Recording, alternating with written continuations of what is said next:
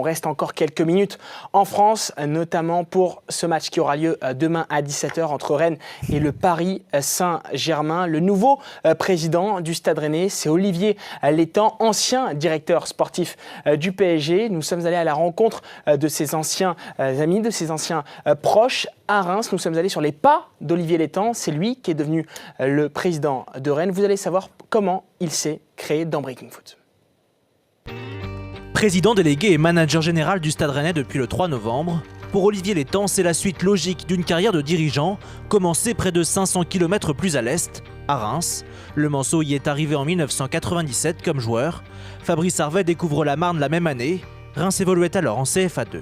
Olivier était très jeune, il arrivait du Mans où il avait fait évoluer quelques matchs en deuxième division.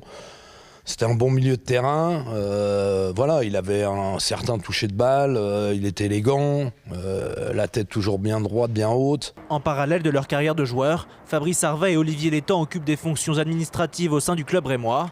Létang débute comme comptable, puis est promu directeur administratif et financier. Une double carrière menée jusqu'à son retrait des terrains en 2004. Certains joueurs avaient du mal à comprendre, y compris l'entraîneur de l'époque, que Olivier était à la fois leur partenaire et en même temps celui qui leur faisait leur paye. C'est une situation un peu ambiguë et quand moi j'ai pris la présidence, d'un commun accord avec Olivier, on a convenu qu'il terminait une saison. Et en l'occurrence, elle nous emmenait vers la Ligue 2 et ensuite qui se consacrerait plus à son métier, disons, administratif. Olivier Létang décroche un diplôme de l'ESSEC, une école de commerce réputée, et en 2006, il devient directeur général du Stade de Reims, où il a laissé l'image d'un homme rigoureux et très bon gestionnaire. Il indexe notamment le salaire de certains joueurs sur le classement final du club et est l'un des grands artisans de la remontée en Ligue 1 en 2012. C'est quelqu'un qui s'investit fort dans le travail, qui demande beaucoup à toutes ses équipes à l'intérieur du club et qui est brillant parce qu'on ne peut pas arriver où il est maintenant avec un parcours simplement lambda. Il avait cette réputation de vouloir absolument tout contrôler. Tout contrôler.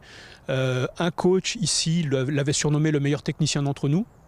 C'est pour dire qu'il voulait aussi s'occuper du jeu. Ça fait partie du caractère d'Olivier, d'avoir du mal peut-être un peu parfois à déléguer certaines choses.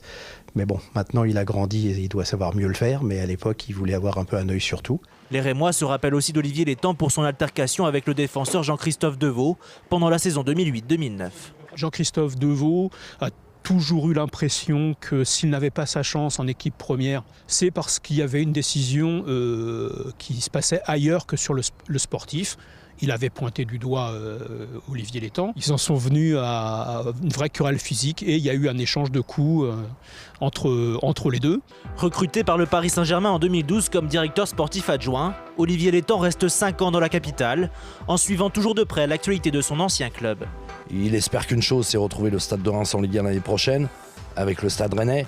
Mais non, son club de cœur, c'est le Stade et toujours, il aura toujours le cœur rouge et blanc. Aujourd'hui au Stade Rennais, Olivier Létang est à la tête de l'administratif et du sportif, des fonctions taillées sur mesure pour un homme habitué aux doubles casquettes. Merci à Arnaud Valadon et Kevin Morand pour ce reportage sur les traces d'Olivier Létang.